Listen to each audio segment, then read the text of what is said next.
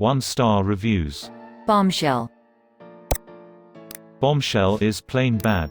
Tell me why you hated it in the comments. What is this garbage Hollywood keeps spewing out? 5B, C. The acting was okay.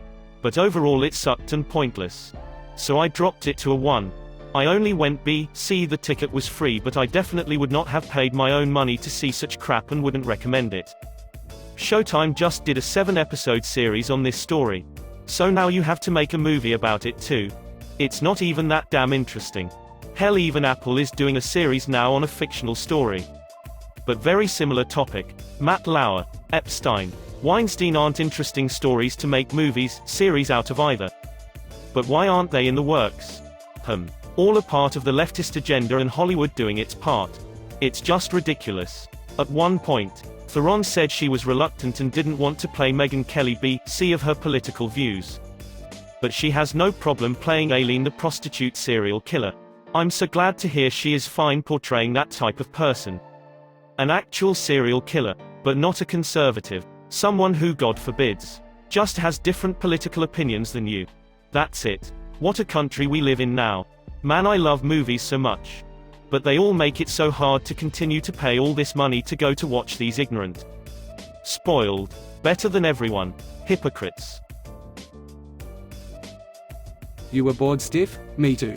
It goes without saying that it is disgusting when men in power abuse their position by taking advantage of women in a sexual manner. But who the hell thought that the Fox News scandal would make for a compelling movie? Never has 109 minutes seemed so long. Director Jay Roach. So good at goofball comedy. Bored my socks off with this dreary feminist drama that moves slowly and uneventfully towards its inevitable damp squib of a climax when sex pest Roger Ailes gets what's coming to him, a $40 million settlement from Rupert Murdoch. It's extremely telling that the thing I found most engrossing about the whole film was trying to decide whether Nicole Kidman's chin was a prosthetic or some monstrous plastic surgery procedure gone horribly wrong. I'm still undecided about that. But I am sure that I will never watch this film again unless someone wants to pay me $40 million to do so. Ironic.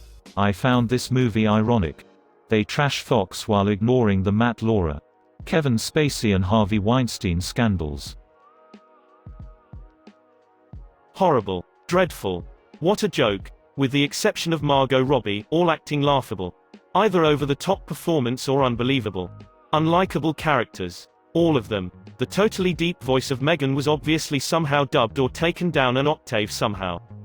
I didn't know Nicole Kidman had a pointy chin till this movie. Made her somehow look awful. The wigs. Really? Anything over a 1-star rating means you're only interested in a conservative hit piece and not the truth. Really cheesy and bad imitations. This movie is almost comical, it's so weird. The voice-overs are annoying. The talking to camera is really annoying and the story is not a bombshell, it's an hour and 45 minutes of unlikable characters all complaining. My husband fell asleep 45 minutes in. Definitely a Razzie nominee. Fell asleep. I expected so much from this movie. Trump BS all around. Not worth spending your money. Horrible. Of all the movies I've seen, this has got to be the worst.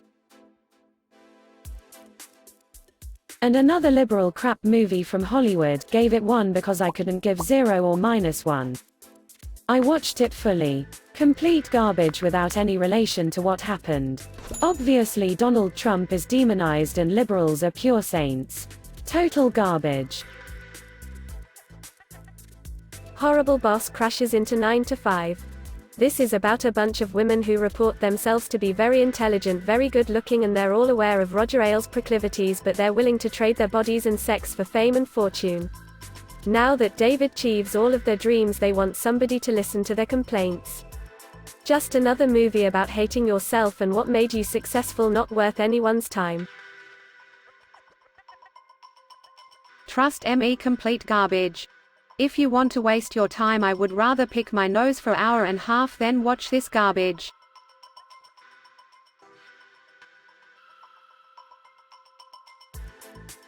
Charlize's different face. Did anybody see Charlize in this movie? Because I didn't. Such a beautiful actress, and here she does not exist. A sow's ear from a silk purse.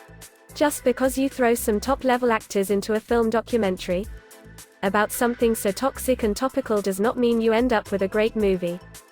Far from it. Why was this movie made halfway through? I swear I was dragging a knife down my wrist and I was only half awake. Hollywood at it again. This is coming from a non-biased point of view now that we got a film on this sexual harassment scandal out the way. We need a movie about all the false narratives, lies, and cover-ups that CCN does on behalf of the DNC. Aha. Let's not forget about the sexual assault case against Don Lemon that was smothered out pretty quick by the news network and still works there. This stinks on both sides of the fence. Other than that, acting was great. Huge fan of the whole cast. Don't let your political beliefs get in the way of the movie. Cheers. Tried so hard. The creators and producers and actors tried so hard. Ironic that this statement movie was critically acclaimed. For makeup and hairstyles. A movie for American public. Yes, the topic is important. But the authors took more than they could bear. So the movie came up clueless, pointless, painful and boring. Not recommended outside the USA. There's almost nothing that will ring your bells. Liars, leakers, and liberals. Let's ignore Matt L., Harvey W., and pick on Roger. Give me a break. Hundreds. A clock on the wall is like a security blanket to a human. Even better, why not carry a small picture of someone important to you all the time? Like a picture of Ripley Stein or Tom Cruise. This film taught me to focus on the important things in life, which is going into a room full of people and steering left. Spoiler alert. A bunch of women who were hired in an industry that only hires attractive people to be on air. Sleep their way to the top and then claim that they were abused. It's anti-Republican propaganda while whining about women who gave oral sex to make millions of dollars as on-air anchors. Another political statement for the Hollywood left. The acting and makeup was good, but the rest of it was complete typical far-left political garbage. Don't get me wrong.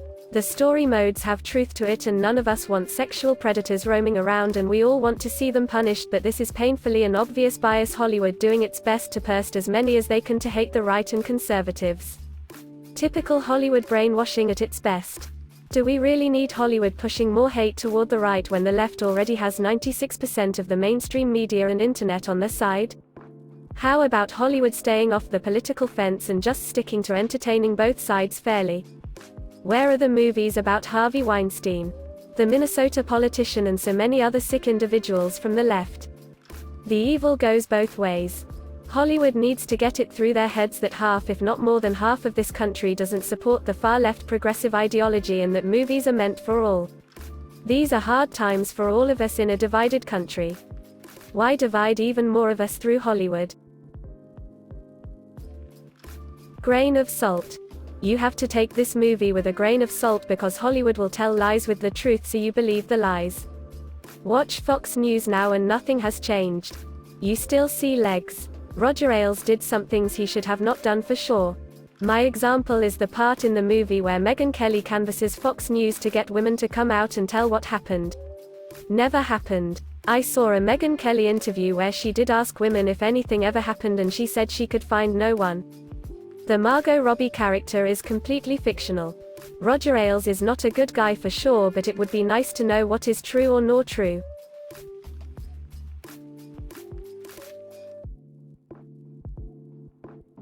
This is crappy. Oh my god. This should all be embarrassing to the actors. Good acting and a bad representation from the folks who befriended Weinstein. Our group didn't like it, and it wasn't even entertaining. Charlize as always. Hot as hell, but their representation is so over the top and unreal. I can't wait when they do the Harvey Weinstein movie or the MSNBC and CBS movie. They've already done the NY Times and opted to portray it as the bastion of decency and truth. Right. Lol, this is the last time I accept a group invitation to a movie driven by friends infatuated by media sensationalism. Old news. We saw the Roger Ailes takedown over and over in print, radio and TV news quite some time ago. Apparently those reports didn't go far enough in smearing Fox News, so here comes a salacious movie to finish the job. I realized about 10 minutes in that I was in for a long lean to the left. But I stuck it out. Despite the profanity and profuse use of the F-word, the movie tried to come off as pro-woman, but to my ears sounded more like an anti-conservative propaganda in an election year. If Hollywood was paid for lies, they'd be, oh wait, neither conservative or liberal, just a straight shooter. This movie is a giant fabrication and a huge pile of trash. I love Charlie's and the rest of the cast, but how do you not do your homework?